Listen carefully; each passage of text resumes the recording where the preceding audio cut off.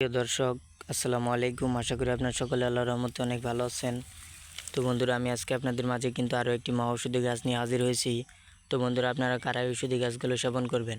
তো বন্ধুরা, আপনারা যারা দীর্ঘদিন যাবত আপনাদের পেটের গ্যাসের সমস্যা নিয়ে ভুগছেন অথবা পেটের গ্যাসের সমস্যার কারণে ঠিকমতো খাবার খেতে পারেন না,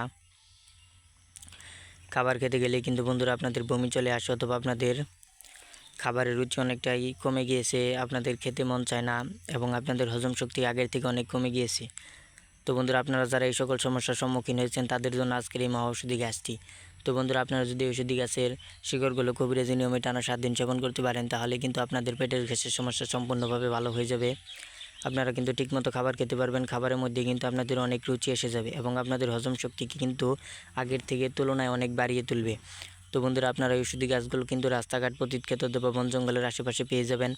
আমরা আমাদের চ্যানেলে কিন্তু প্রতিনিয়ত ঔষধি গাছের উপকারিতা সম্পর্কে ভিডিও আপলোড করে থাকি। আপনারা যদি আমাদের চ্যানেলে নতুন দর্শক হয়ে থাকেন, অবশ্যই চ্যানেলটি সাবস্ক্রাইব করে দেবেন। আমাদের নতুন নতুন ভিডিওগুলোকে আপনারা সবার আগে পেয়ে যাবেন।